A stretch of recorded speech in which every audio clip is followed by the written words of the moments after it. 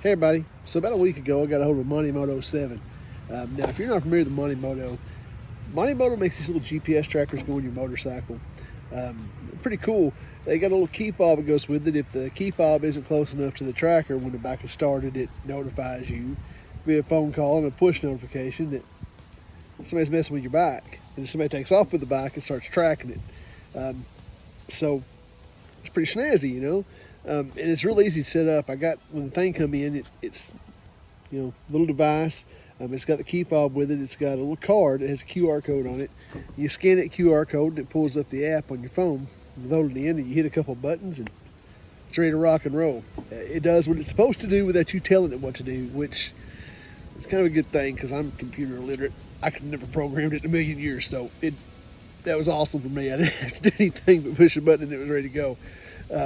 It's pretty snazzy. And the new ones, I've been wanting one for a long time, and I kind of held off because the older ones use 2G, 3G technology, which was hunky-dory, but in the States, we run out of that.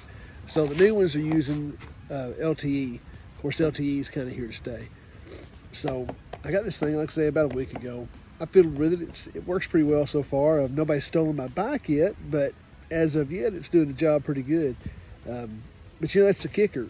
Motorcycle theft is kind of a big thing nowadays, and if a motorcycle's stolen, a lot of times they don't recover it. It's just gone. And I like my bike. I don't want nobody stealing my bike. I'd be a little bit irritated if somebody stole my bike. So this is just another security measure. I got bike locks and stuff, but at least this thing right here, if they pick it up and put it in the back of the truck, it can follow the truck. So yeah, I'm kind of tickled with it. So far it's been pretty neat. Yeah, Monimoto, you ought to get one. They're pretty snazzy.